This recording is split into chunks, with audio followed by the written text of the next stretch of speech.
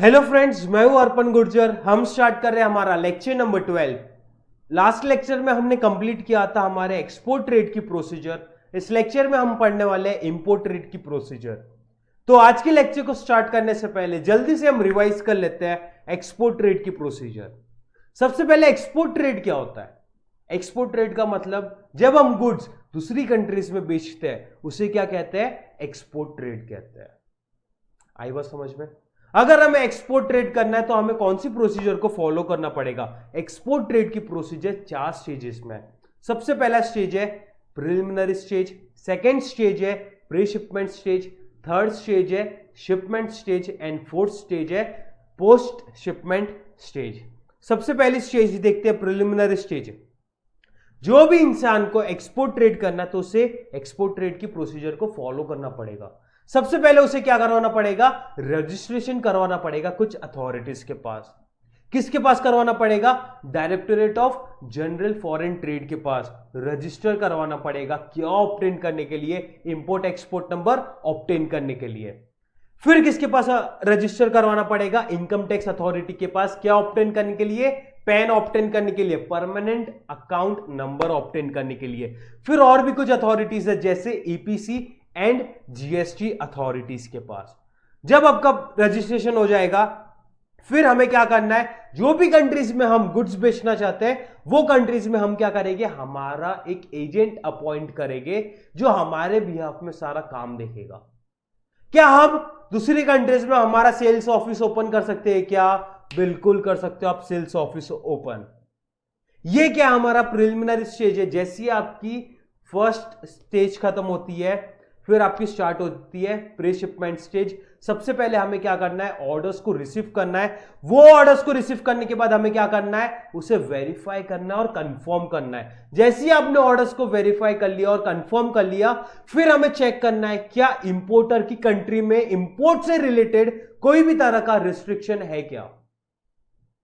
जैसे ही आपने चेक कर लिया कि नहीं, कोई भी तरह का रिस्ट्रिक्शन नहीं है, हम गुड्स को एक्सपोर्ट कर सकते हैं, फिर हमें क्या करना है? लेटर ऑफ क्रेडिट लेना है। किससे? इंपोर्टर से। ये लेटर ऑफ क्रेडिट क्या होता है?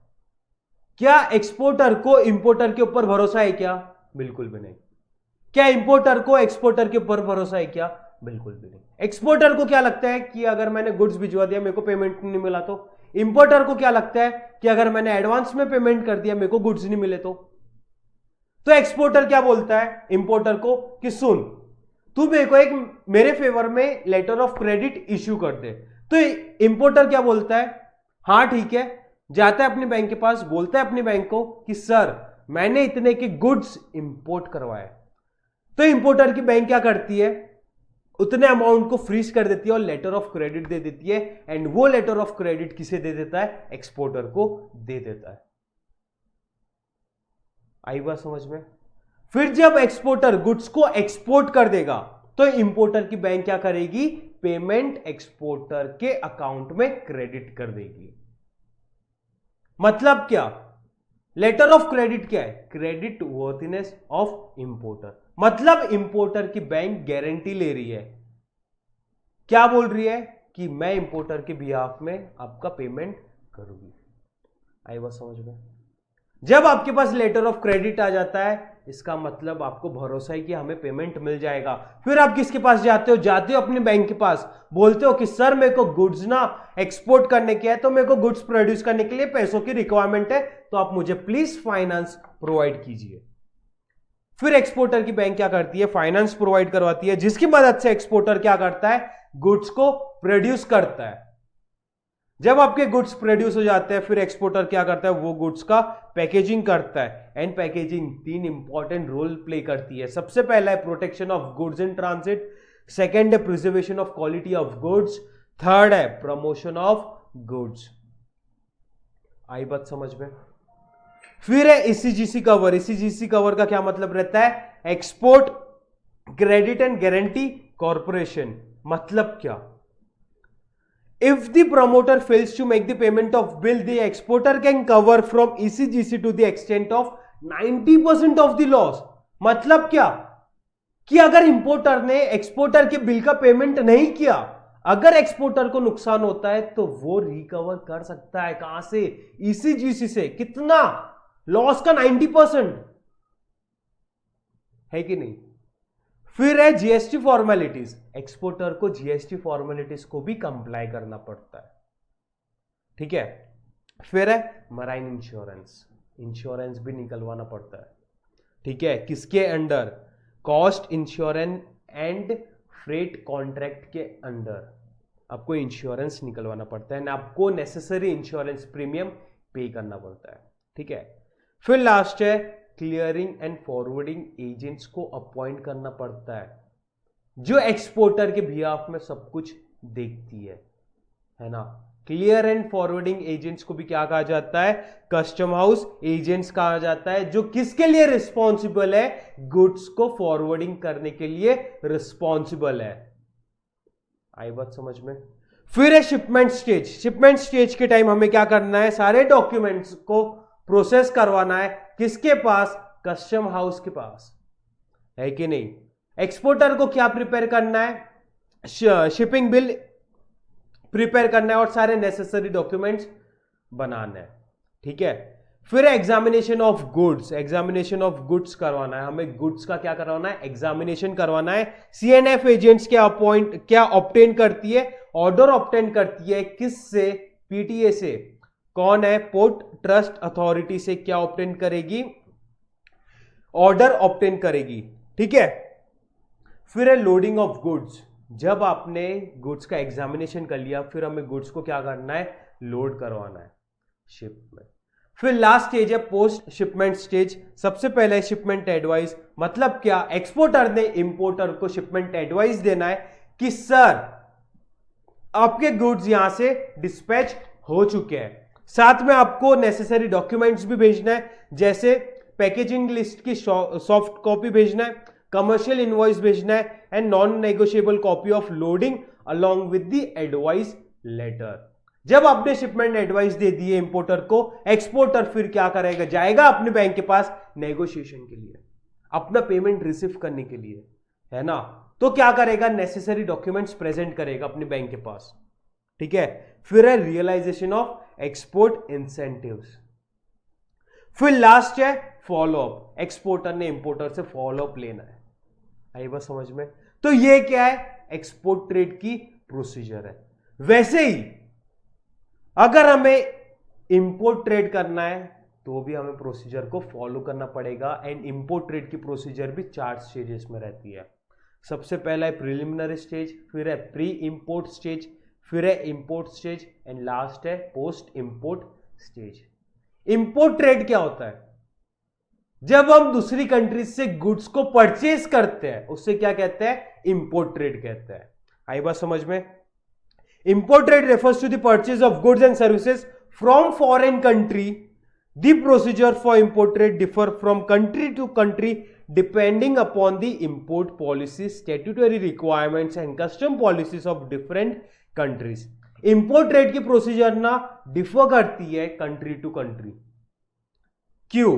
क्योंकि कुछ कंट्रीज की इंपोर्ट पॉलिसीज डिफरेंट है, गवर्नमेंट पॉलिसीज डिफरेंट रहती है ना, स्टैट्यूटरी रिक्वायरमेंट्स डिफरेंट रहते हैं, कस्टम पॉलिसीज डिफरेंट रहती है। हर एक कंट्रीज की पॉलिसीज डिफरेंट रहती है इंपोर्ट से रिलेटेड, ठीक है। In almost all countries of the world import trade is controlled by the government. The objective of this controls are proper use of foreign exchange restrictions, protections of indigenous industries and etcetera. अगर हमें import trade करना है तो 4 stages में होता है, ठीक है। सबसे पहला स्टेज है प्रिलिमिनरी स्टेज। मतलब क्या? सबसे पहले इंपोर्टर को रजिस्ट्रेशन करवाना पड़ेगा अगर उसे इंपोर्ट ट्रेड करना है तो। सबसे पहला क्या है? Registration. The importer has to get himself registered with the various authorities as. पहला है directorate general of foreign trade. क्या ऑब्टेन करने के लिए? Import export certificate number obtain करने के लिए। फिर है इनकम टैक्स अथॉरिटी। क्या ऑब्टेन करने के लिए? परमानेंट अकाउंट नंबर ऑब्टेन करने के लिए।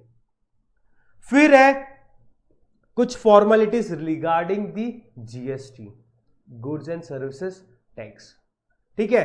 तो सबसे पहले आपको क्या करवाना है? रजिस्ट्रेशन करवाना है अगर आपको इंपोर्ट ट्रेड करना है तो। किसके पास? पहला है directorate general of foreign trade के पास क्या ऑब्टेन करने के लिए, इंपोर्ट एक्सपोर्ट नंबर ऑब्टेन करने के लिए। सेकंड है इनकम टैक्स अथॉरिटी, क्या ऑब्टेन करने के लिए, परमानेंट अकाउंट नंबर। थर्ड है जीएसटी के पास। आई बात समझ में। फिर है negotiation, the importers must hold negotiation with overseas suppliers regarding the price of goods, delivery schedule, credit period, terms and conditions regarding the sales, payment and delivery. जब आपने एक बार रजिस्ट्रेशन करवा लिया, फिर हमें क्या करना है, नेगोशिएशन करना है एक्सपोर्टर के साथ, क्योंकि आप क्या करवा रहे हो, गुड्स परचेस कर रहे हो ना, तो आपको नेगोशिएशन करना पड़ेगा related to the price of goods, कि आप कितने में गुड्स को खरीदना चाहते हो। आप नेगोशिएशन तो करोगे ना, बार्गेनिंग तो करोगे ना, कि नहीं, है कि नहीं। आप किससे रिलेटेड नेगोशिएशन करोगे, प्राइस से रिलेटेड, डिलीवरी पीरियड से रिलेटेड, क्रेडिट पीरियड से रिलेटेड, कुछ टर्म्स एंड कंडीशन से रिलेटेड आप क्या करोगे, नेगोशिएशन करोगे, है ना। फिर है डिलीवरी शेड्यूल, कि आप कितने डेज में हमें गुड्स प्रोवाइड करवा दोगे, उससे रिलेटेड आप नेगोशिएशन करोगे, है ना। फिर क्रेडिट पीरियड के लिए, कि आप कितने डेज के लिए हमें क्रेडिट फैसिलिटी प्रोवाइड करवा सकते हो, तो आप कुछ टर्म्स एंड कंडीशन से रिलेटेड आप क्या करोगे, नेगोशिएशन करोगे, किसके साथ, एक्सपोर्टर के साथ। आई बात समझ में। तो ये कौन सा स्टेज है, प्रिलिमिनरी स्टेज है। सबसे पहले हमें क्या करवाना है, रजिस्ट्रेशन करवाना है, कितनी अथॉरिटीज के पास, directorate general of foreign trade के पास, क्या ऑब्टेन करने के लिए, इंपोर्ट एक्सपोर्ट नंबर। फिर इनकम टैक्स अथॉरिटी के पास क्या ऑब्टेन करने के लिए, पैन, परमानेंट अकाउंट नंबर। फिर जीएसटी फॉर्मेलिटीज। फिर हमें क्या करना है, नेगोशिएशन करना है कुछ टर्म्स एंड कंडीशन से रिलेटेड, जैसे price, delivery schedule, credit period. आई बात समझ में। फिर सेकेंड स्टेज है pre shipment, pre import stage, ठीक है। सबसे पहले कोटा सर्टिफिकेट। अभी कोटा सर्टिफिकेट क्या होता है, certain items are subjected to quota restrictions, the importer needs to obtain import quota certificate from the government authorities.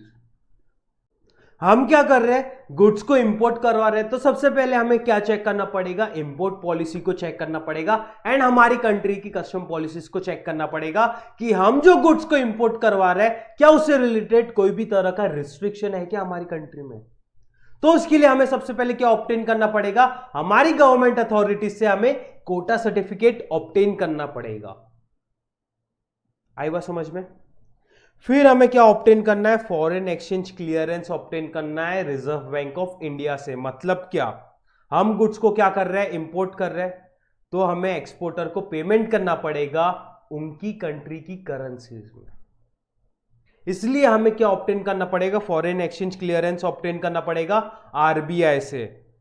Foreign exchange clearance, the importer needs to obtain foreign exchange clearance from reserve bank of India, the importer should forward the application for the same through his bank. जैसे ही आपने foreign exchange clearance obtain कर लिए, फिर हमें क्या करना है, ऑर्डर को प्लेस करना है। After obtaining foreign exchange clearance from RBI, the importer place an order with the overseas supplier, this order is called as indent, the importer negotiates the terms and conditions of the import contract and places the order. जैसे ही आपका foreign exchange clearance obtain हो गया RBI से, फिर हम क्या कर देंगे, ऑर्डर को प्लेस कर देंगे। फिर आता है letter of credit. The exporter normally request for letter of credit. Letter of credit कौन मांगता है हमसे, एक्सपोर्टर मांगता है। The letter of credit is an undertaking given by the importer's bank guaranteeing the payment of the exporter on behalf of importer. Letter of credit क्या है, importer की bank, मतलब हमारी बैंक गारंटी लेती है कि हम इंपोर्टर के बिहाफ में पेमेंट करेंगे एक्सपोर्टर को, है कि नहीं। Letter of credit is the safest method of the payment in foreign trade, therefore the importer has to obtain letter of credit from his bank in the favour of exporter. तो हम क्या करेंगे, हमारे bank के पास जाएंगे, letter of credit लेंगे, किसके favour में, एक्सपोर्टर के फेवर में। एंड ये लेटर ऑफ क्रेडिट सबसे सेफेस्ट मोड है फॉरेन ट्रेड करने में। आई बात समझ में। फिर है clearing and forwarding agents, the importer has to obtain C&F agents to undertake the various custom formalities and documentation work in the respect of imports of goods. तो हम क्या करेंगे, फिर C&F एजेंट्स को अपॉइंट करेंगे जो हमारे बिहाफ में बहुत सारे काम देखेगा, जैसे कस्टम फॉर्मेलिटीज, सारी तरह का डॉक्यूमेंटेशन वर्क, किससे रिलेटेड, इंपोर्ट से रिलेटेड। फिर है शिपमेंट एडवाइस, हमें शिपमेंट एडवाइस कौन प्रोवाइड करवाता है, एक्सपोर्टर प्रोवाइड करवाता है ना। Shipment advice enables the importer to make the necessary arrangement for custom clearance. जब हमारे पास शिपमेंट एडवाइस आएगा तो हम प्रॉपर अरेंजमेंट कर सकते हैं कस्टम क्लियरेंस का। And unloading goods send by the exporter, and जो एक्सपोर्टर ने गुड्स भेजे हम उसे अच्छी तरह से अनलोड करवा सकते हैं जब हमारे पास शिपमेंट एडवाइस आएगा, उसकी मदद से। आई बात समझ में। फिर है इंपोर्ट स्टेज, सबसे पहला है रिसिप्ट ऑफ डॉक्यूमेंट्स, हमें डॉक्यूमेंट्स को क्या करना है, रिसीव करना है। The importer receive the document send by the exporters through his banks. कौन से डॉक्यूमेंट्स रहते हैं, सबसे पहला bill of loading, packaging list, commercial invoice, certificate of origin and certificate of inspection and etcetera. तो हमें सारे डॉक्यूमेंट्स को क्या करना है, रिसीव करना है ना। फिर सेकंड है bill of entry, C&F agents prepare the bill of entry which is required for the custom clearance. फिर क्लियरिंग एंड फॉरवर्डिंग एजेंट्स को बिल ऑफ एंट्री प्रिपेयर करना है कस्टम क्लियरेंस के लिए, है ना। Bill of entry gives the details about the number of packages, quality of goods, price of goods and etcetera. Bill of entry में क्या क्या रहता है कि कितने नंबर ऑफ पैकेजेस है, गुड्स की क्वालिटी कैसी है, गुड्स की प्राइस कैसी है एंड एक्सेट्रा। ये बिल ऑफ एंट्री क्यों प्रिपेयर करना पड़ता है, कस्टम क्लियरेंस के लिए प्रिपेयर करना पड़ता है। किसे, C&F एजेंट्स प्रिपेयर करती है। फिर है delivery order, the clearing and forwarding agents obtain delivery order from the shipment company. फिर क्लियरिंग एंड फॉरवर्डिंग एजेंट्स क्या ऑब्टेन करती है, शिपमेंट कंपनी से डिलीवरी ऑर्डर ऑब्टेन करती है। The shipment company gives the delivery order on payment of freight. जैसी आप freight का पेमेंट करोगे वैसी आपको डिलीवरी कंपनी क्या प्रोवाइड करेगी, शिपिंग कंपनी क्या प्रोवाइड करेगी, आपको डिलीवरी ऑर्डर प्रोवाइड करेगी। Delivery order helps to unload the goods from the vessel. आई बात समझ में। फिर है custom clearance, the purpose of custom clearance is to get the document certified from the custom authority. The documents includes bills of loading, bills of entry and packaging list. ये कौन सा stage है, इंपोर्ट स्टेज है, जहां पर हम goods को क्या करवा रहे हैं, इंपोर्ट करवा रहे हैं। सबसे पहले हमें क्या करना है, डॉक्यूमेंट्स को रिसीव करना है। कौन से documents, bills of loading, packaging list, commercial invoice, certificate of origin and certificate of inspection and etcetera. जैसे आपने डॉक्यूमेंट्स को रिसीव कर लिया, C&F एजेंट्स क्या करेंगे, बिल ऑफ एंट्री प्रिपेयर करेंगे, किसके लिए, कस्टम क्लियरेंस के लिए। एंड बिल ऑफ एंट्री में क्या क्या रहता है कि कितने नंबर ऑफ पैकेजेस है, गुड्स की क्वालिटी कैसी है, गुड्स का प्राइस क्या है एंड एक्सेट्रा। फिर हमें क्या करना है, डिलीवरी ऑर्डर को ऑब्टेन करना है, किससे, शिपिंग कंपनी से। शिपिंग कंपनी हमें डिलीवरी ऑर्डर कब प्रोवाइड करेगी, जब हम फ्रेट का पेमेंट करेंगे। एंड ये डिलीवरी ऑर्डर किस में काम आता है, हमें गुड्स को अनलोड करने में मदद करता है। फिर है कस्टम क्लियरेंस, हमें क्या करवाना है, कस्टम क्लियरेंस करवाना है, मतलब हमें क्या करना है, डॉक्यूमेंट्स को सर्टिफाइड करवाना है कस्टम अथॉरिटी से। एंड कौन से डॉक्यूमेंट्स रहते हैं, bills of loading, bill of entry and packaging list. आई बात समझ में। फिर लास्ट स्टेज रहती है पोस्ट इंपोर्ट स्टेज। सबसे पहला क्या रहता है, port trust dues. The C&F agents has to make the payments of port trust dues. हमें पोर्ट के ड्यूज भी तो भरने पड़ेंगे ना। ये ड्यूज को कौन भरेगा, C&F एजेंट्स भरेगा। हमने C&F एजेंट्स को अपॉइंट करके रखा है ना, जो सारी कस्टम फॉर्मेलिटीज को देखेंगे, सारा डॉक्यूमेंटेशन का काम देखेंगे। फिर है custom duty, the C&F agents has to make the payment to custom authorities in respect of importing of goods. तो C&F एजेंट्स और किसका पेमेंट करेंगे, कस्टम ड्यूटी भी भरेंगे, ठीक है। फिर हमें क्या पे करना है, इंश्योरेंस प्रीमियम पे करना है। The importer has to make the payment under the FOB free on board contract. फिर है payment of freight, the importer has to make the payment of freight under shipping contract. फिर है exporter's payment, the importer has to make the payment to the exporter as per the terms of contract, है ना। सबसे पहले हमें क्या पे किया, पोर्ट ट्रस्ट ड्यूज को पे किया, कस्टम ड्यूटी को पे किया, हमें इंश्योरेंस प्रीमियम पे किया, हमें फ्रेट का पेमेंट किया, फिर हमें किसका पेमेंट करना पड़ेगा, जिससे हम गुड्स इंपोर्ट कर रहे हैं। एक्सपोर्टर को तो पेमेंट करना पड़ेगा ना कि नहीं। The exporter draws a bills of exchange for the payment. आई बस समझ में। फिर लास्ट है follow up, the importers needs to take the follow up in respect of the imports of goods if there are any discrepancies importer should inform to the exporter. फिर last में हमें क्या करना है, फॉलो अप लेना है। आई बात समझ में, पक्का। तो ये क्या है, इंपोर्ट ट्रेड की प्रोसीजर है जो कितने स्टेजेस में है, 4 स्टेजेस में है ना। जल्दी से रिवाइज करते हैं। सबसे पहला स्टेज कौन सा है, प्रिलिमिनरी स्टेज। मतलब क्या, सबसे पहले हमें क्या करवाना है, रजिस्ट्रेशन करवाना है। किसके पास, directorate of general foreign trade के पास करवाना है। क्या ऑब्टेन करने के लिए, इंपोर्ट एक्सपोर्ट नंबर ऑब्टेन करने के लिए। फिर इनकम टैक्स अथॉरिटी के पास क्या ऑब्टेन करने के लिए, पैन ऑब्टेन करने के लिए, परमानेंट अकाउंट नंबर ऑब्टेन करने के लिए। फिर जीएसटी की फॉर्मेलिटीज को भी देखना है। फिर जैसे हमने अपना रजिस्ट्रेशन करवा लिया, फिर हमें क्या करना है, नेगोशिएशन करना है कुछ टर्म्स एंड कंडीशन से रिलेटेड, जैसे price of goods, delivery schedule and credit period से रिलेटेड हमें क्या करना है, नेगोशिएशन करना है। फिर आता है प्री इंपोर्ट स्टेज। सबसे पहले कोटा सर्टिफिकेट, इंपोर्टर को सारी पॉलिसीज को चेकआउट करना पड़ेगा। क्या हम जो गुड्स मंगवा रहे हैं, क्या उससे रिलेटेड कोई भी तरह का रिस्ट्रिक्शन है क्या हमारी कंट्री में। तो हमें क्या रिसीव करना है, कोटा सर्टिफिकेट रिसीव करना है गवर्नमेंट अथॉरिटीज से। जैसे ही आपने कोटा सर्टिफिकेट रिसीव कर लिए, फिर हमें क्या ऑब्टेन करना है, फॉरेन एक्सचेंज क्लियरेंस ऑब्टेन करना है। क्योंकि हम जो कंट्री से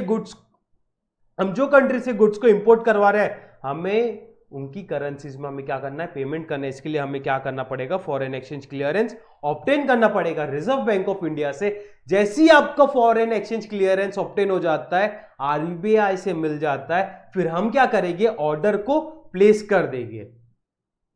आई बात समझ में। फिर हमें क्या करना है, लेटर ऑफ क्रेडिट को इशू करना है। किसके फेवर में, एक्सपोर्टर के फेवर में। एंड ये हम लेटर ऑफ क्रेडिट कहां से ऑब्टेन करेंगे, हमारी बैंक से ऑब्टेन करेंगे। किसके फेवर में, एक्सपोर्टर के फेवर में। एंड ये लेटर ऑफ क्रेडिट सबसे सेफेस्ट मोड है फॉरेन ट्रेड में। फिर है clear and forwarding agents. Importer क्या करेगा, C&F एजेंट्स को अपॉइंट करेगा कुछ कस्टम फॉर्मेलिटीज के लिए एंड सारा डॉक्यूमेंटेशन काम के लिए, ठीक है। फिर है शिपमेंट एडवाइस। इंपोर्टर जो हमें एडवाइस प्रोवाइड करवाता है, वो शिपमेंट एडवाइस बहुत ज्यादा नेसेसरी है।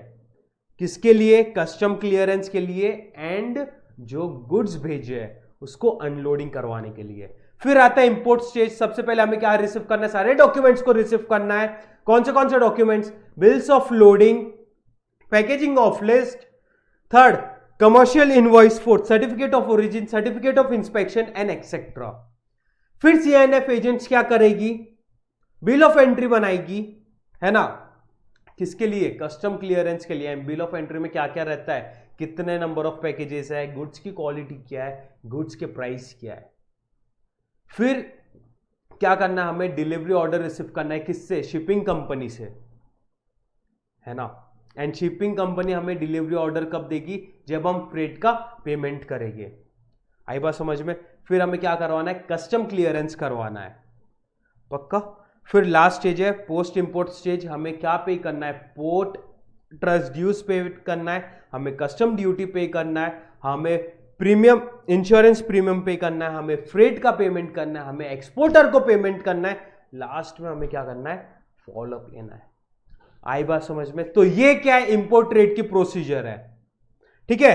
फिर लास्ट है entrepot trade. The term entrepot historically referred as a seaport or a warehouse where goods will be imported and storage or processes before re-export।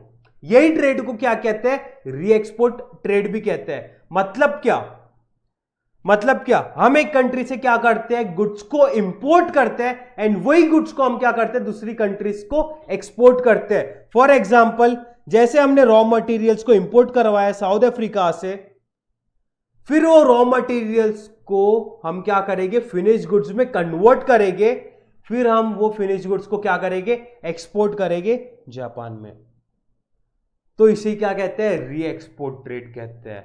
It also refers to the practice of re exporting goods with or without processing or repackaging them again. It is mainly used to refer to duty free ports with the high volume of re-export trade. At entrepot goods do not face any import and export duties upon the shipment from the port. तो ये क्या है, री export trade है। मतलब क्या, हम एक कंट्री से गुड्स को इंपोर्ट करवाते हैं एंड ये गुड्स को प्रोसेस करते हैं, या विदाउट प्रोसेसिंग हम क्या करते हैं, एक्सपोर्ट कर देते हैं दूसरी कंट्रीज को। तो इसे क्या कहते हैं, री एक्सपोर्ट ट्रेड। आई बात समझ में? तो ये हमारा चैप्टर यहां पर कंप्लीट होता है। हमें क्या करना है, अब हमें चैप्टर 2 की एक्सरसाइज को सॉल्व करना है। हम ये चैप्टर की एक्सरसाइज नेक्स्ट लेक्चर में सॉल्व करेंगे, ठीक है। तो आज के लेक्चर को हम यही वाइंड अप करते हैं। नेक्स्ट लेक्चर में हम हमारे चैप्टर की एक्सरसाइज को सॉल्व करेंगे, ठीक है guys. Thank you so much.